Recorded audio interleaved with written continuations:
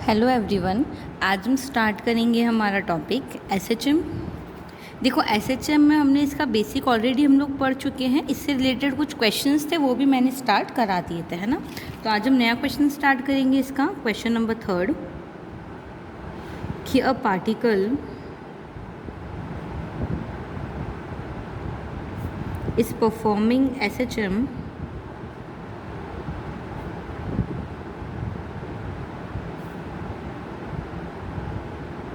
of a period time about a center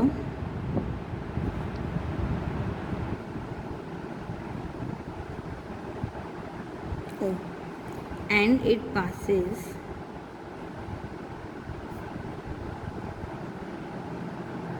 through point P.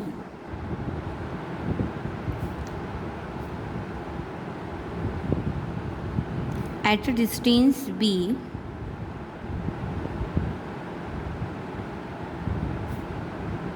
from the center O with the velocity V।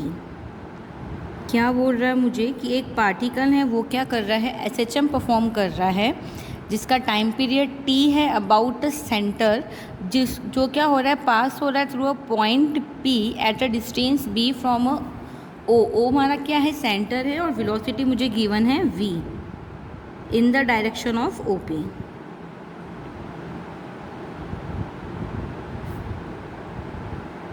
हमें prove करना है कि जो उसका time होगा which lapse before it return to P मेरा क्या हो जाएगा। लिख लो एक बार पूरा question. Prove that the time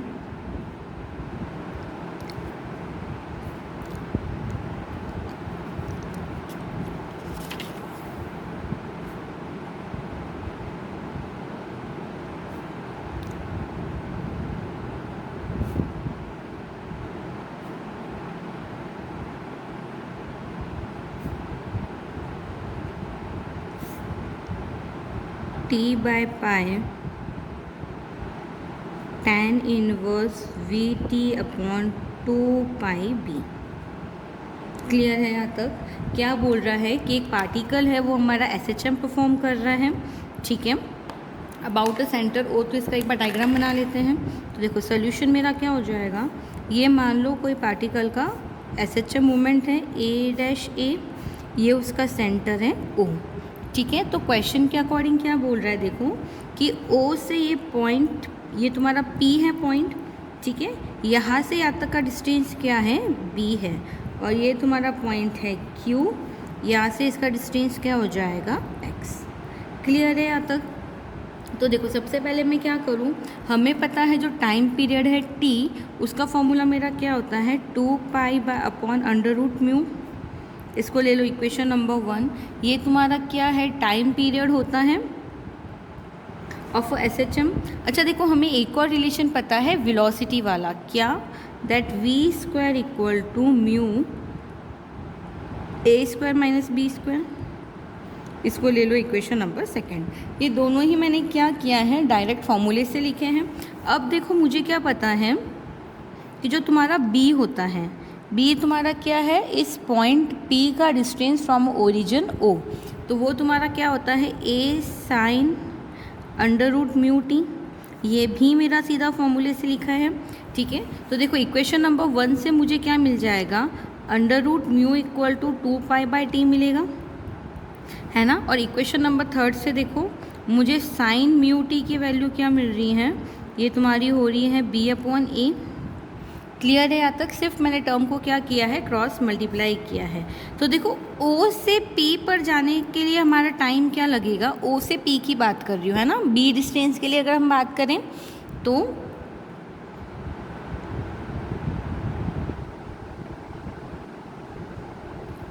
अच्छा पहले इसको देखो थोड़ा और मॉडिफाई करेंगे तो मेरे को क्या मिल जाएगा, म्यू टी की वैल्यू मिल जाएगी, साइन इनवर्स उधर भी तो दी हो जाएगा साइन इनवर्स b/a, या से t निकाल लूँगी तो ये हो जाएगा 1 under root mu sine inverse b/a। चलो ठीक है, फिर हम क्या निकाले, टाइम निकाले O से P के बीच का। Therefore time from O to P तुम्हारा क्या हो जाएगा, capital T by 2 pi sine inverse B upon A होगा। क्यों, क्या करोगे हम, देखो t इक्वल टू क्या हो गया, t upon 2 pi sine inverse b upon A. यहाँ तक बात क्लियर हुई। मैंने क्या किया, यहाँ से म्यू की अंडर रूट म्यू की वैल्यू पुटअप कर ली।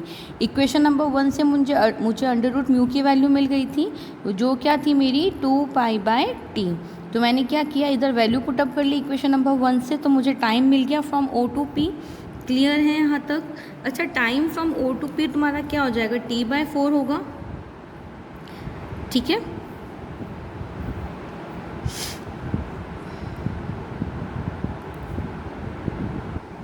Sorry O to A।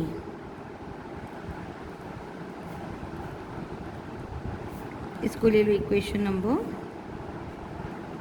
4।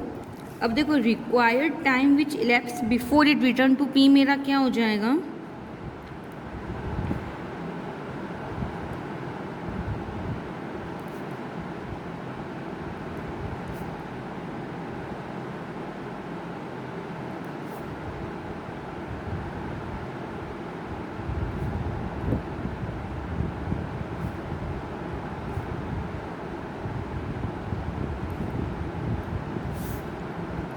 तो ये हो जाएगा 2 into time from P to A।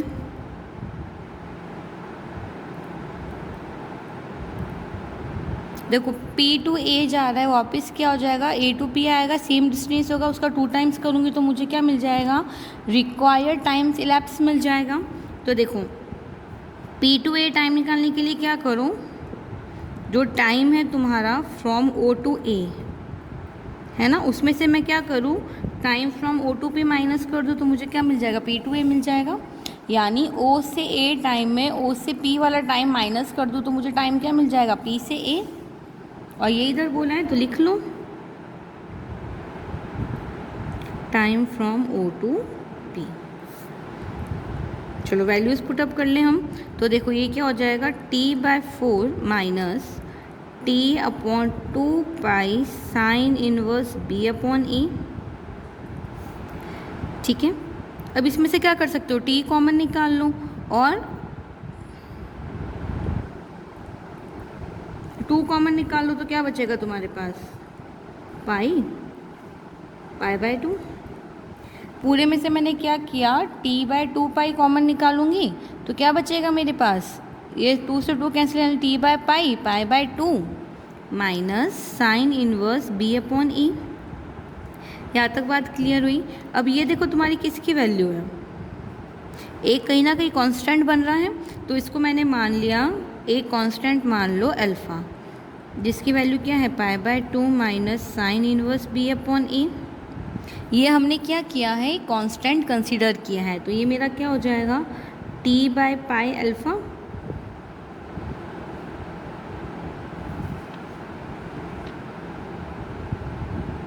यहाँ तक बात क्लियर हुई।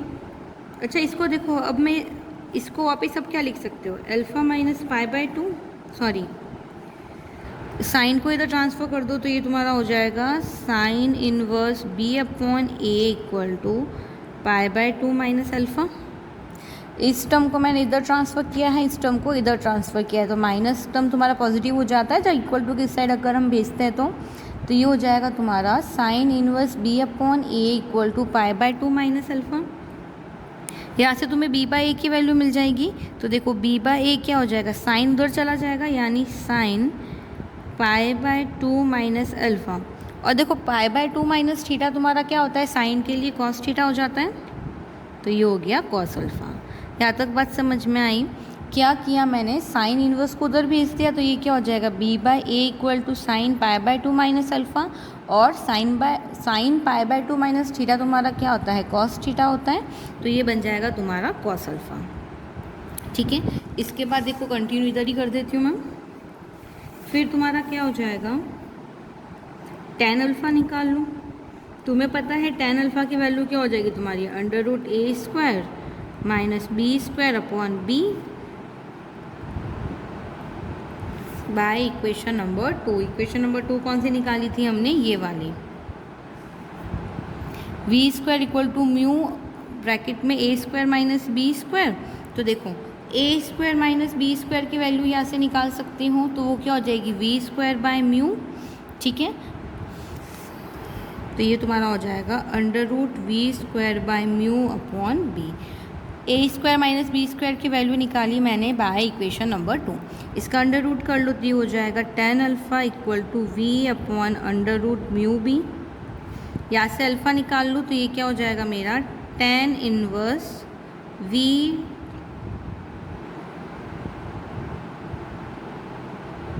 Upon under root mu B. यहाँ तक बात क्लियर हुई। अब मैं क्या करूँ इसमें,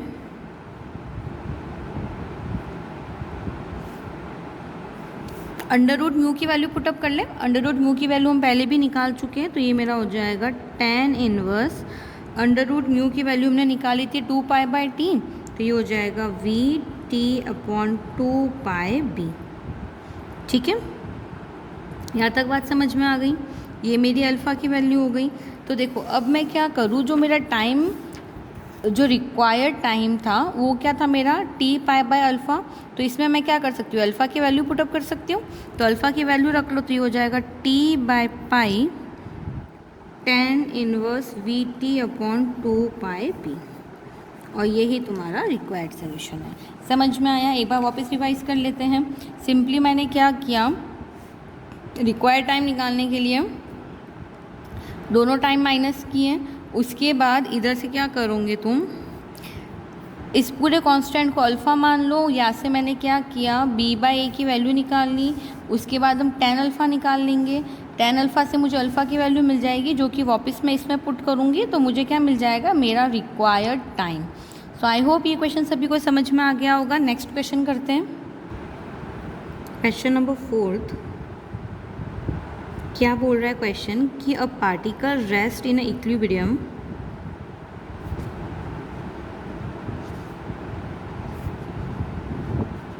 under the attraction of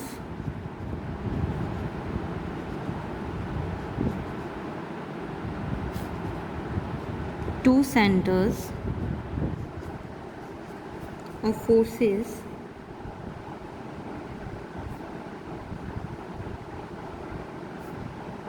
which attract directly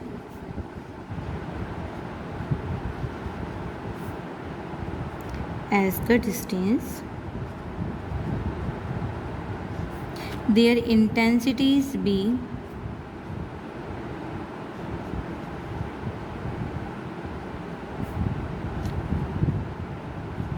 mu and mu dash. A particle is slightly displaced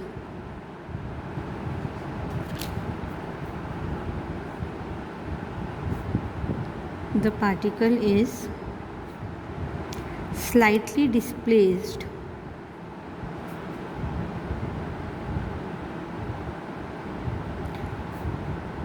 towards one of them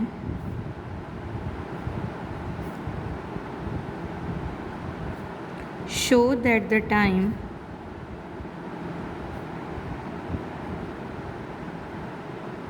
of a small oscillation is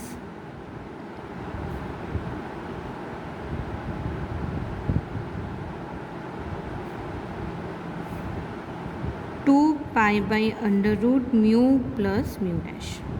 क्या बोल रहा है क्वेश्चन में कि एक पार्टिकल रेस्ट में है in equilibrium, two centre of forces लग रहे हैं जो कि डायरेक्टली प्रोपोर्शनल है उसके डिस्टेंस के।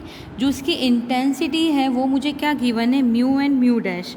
ये बोल रहा है कि पार्टिकल क्या कर रहा है, स्लाइटली डिस्प्लेस्ड कर रहा है वन ऑफ देम। ठीक है, उनमें से एक पार्टिकल क्या कर रहा है, स्लाइटली डिस्प्लेस कर रहा है। तो मुझे उसका टाइम ऑफ ऑक्सीलेशन बताना है। क्लियर है क्वेश्चन? इसका सोल्यूशन देखते हैं। तो देखो हमें गिवन है दो सेंटर ऑफ फोर्सेस हैं। क्वेश्चन में ऑलरेडी मेंशन है कि दो सेंटर्स हैं। तो हमने क्या माना, let A and A dash B two centres of force.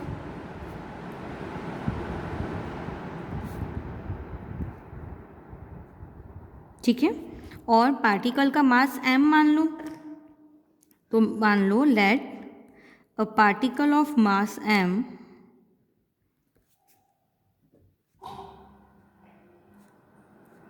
B in equilibrium. ये देखो सारी चीज़ें हमें क्वेश्चन में ऑलरेडी मेंशन्ड है ना, कि हमारे दो सेंटर ऑफ फोर्स से एक पार्टिकल है जो क्या है, इक्विलिब्रियम में है when placed at a point P between A and A dash. यानी तुम्हारा क्या है, ये दो उसने सेंटर ऑफ फोर्सेस मान लिए ए और ए डैश, इसी के बीच में किसी पॉइंट बी पे कोई पार्टिकल है ऑफ अ मास एम जो क्या है इस पॉइंट पे मेरा इक्विलिब्रियम में होगा। ये चीज़ क्लियर हुई यहाँ तक।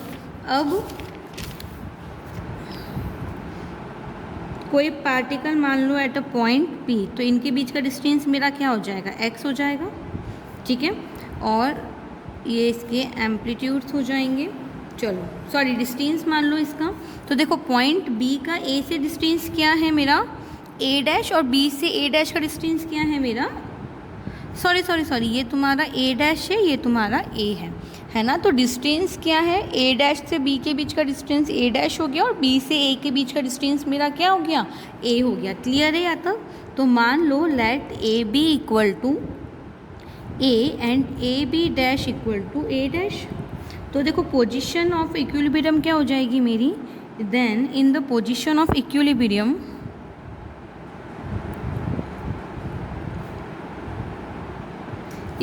में मेरा क्या हो जाएगा, mass mu A dash A dash, ये होगा तुम्हारा that M mu A equal to M mu dash A dash होगा। कब, जब हमारा जो पोजीशन है पार्टिकल की वो मेरी क्या होगी, इक्विलिब्रियम होगी। देखो मास से मास तो कैंसिल आउट हो जाएगा क्योंकि दोनों ही बॉडी में मास तो सेम रहेगा पार्टिकल का, यानी हमें रिलेशन मिल जाएगा mu A equal to mu dash A dash. यहाँ तक बात क्लियर हुई। इसको ले लो इक्वेशन नंबर 1।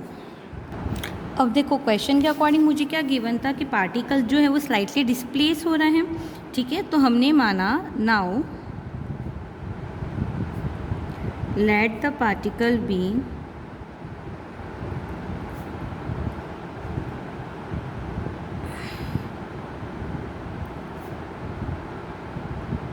slightly displaced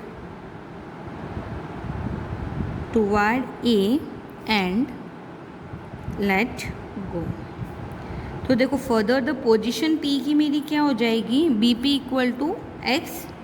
इतना मैंने क्या माना कि ये अपनी पोजीशन से क्या कर रहा है, बी पोजीशन पे इक्विलिब्रियम पे था, वहाँ से ये क्या कर रहा है, स्लाइटली डिस्प्लेस हो रहा है पी तक, ठीक है। बी पॉइंट से ये पी पॉइंट तक मेरा डिस्प्लेस हो रहा है, तो कितना डिस्प्लेस हो रहा है, एक्स डिस्टेंस डिस्प्लेस हो रहा है, ये मैंने कंसीडर कर लिया। क्लियर है यहाँ तक। तो ये मेरा क्या हो जाएगा, further let P be its position at a time T, यानी किसी भी टाइम टी पर ये क्या होगा, अपना जो इक्विलिब्रियम पोजीशन है बी, वहाँ से डिस्प्लेस हो जाएगा टिल अ पॉइंट पी। तो हमारा बी पी इक्वल टू क्या हो जाएगा, एक्स। तो देखो हमारा अट्रैक्शन टुवर्ड ए क्या बन जाएगा,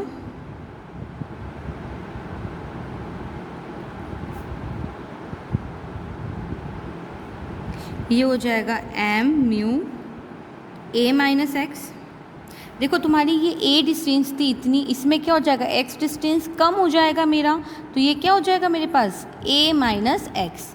अगर मैं बात करूँ अट्रैक्शन टुवर्ड ए डैश, तो इसमें क्या हो जाएगा, एक्स डिस्टेंस तुम्हारी ऐड हो जाएगी, क्योंकि अब पी डिस्टेंस से बात करूँगी मैं। सो अट्रैक्शन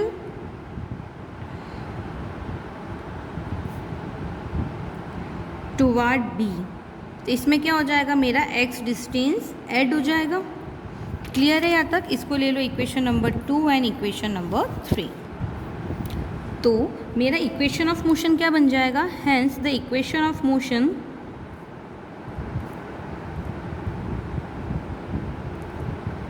ये क्या होता है तुम्हारा एम डबल एक्स, यानी एम ही तो होता है इक्वेशन ऑफ मोशन। तो एम ए यानी M X double dash equal to हो जाएगा M mu A minus X minus M mu dash A dash plus X in a sense of x increasing. इसी sense में लेते हो तुम, in the sense of x increasing. Clear है यहाँ तक। तीनों में से क्या करूँगे, m कॉमन निकालूंगे तो m कैंसिल आउट हो जाएंगे, तो ये मेरा हो जाएगा x double dash equal to minus mu plus mu dash x। क्लियर है यहाँ तक। कैसे होगा, इसका ब्रैकेट ओपन करूँगी तो देखो m तो कॉमन आ गया, तो फिर क्या बचेगा mu a minus mu x minus mu dash a dash minus minus plus mu dash x। क्लियर है यहाँ तक? फिर हम क्या करें,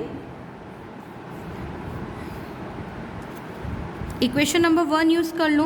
तो देखो इक्वेशन नंबर 1 के according mu A mu dash के इक्वल है, तो देखो म्यू ए म्यू डैश के इक्वल है, तो ये टर्म आपस में कैंसिल आउट हो जाएगी।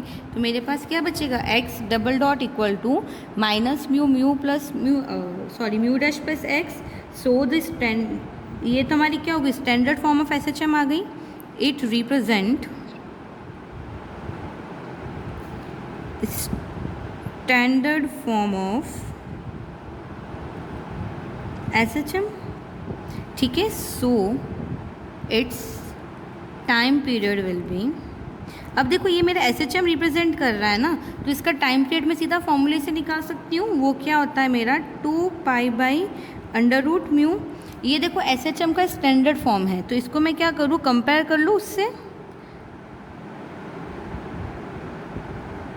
Minus mu x. यही तुम्हारा स्टैंडर्ड फॉर्म होता है SHM का। तो यहाँ से मुझे म्यू की वैल्यू क्या मिल जाएगी, ये हो जाएगा under root mu plus mu dash, और यही मुझे क्वेश्चन के अकॉर्डिंग प्रूव करना था। सो आई होप ये दोनों क्वेश्चन सभी को अच्छे से समझ में आ गए होंगे। इसके जो क्वेश्चन रह गए हैं वो मैं इसके नेक्स्ट वीडियो में कराऊंगी। Thank you so much.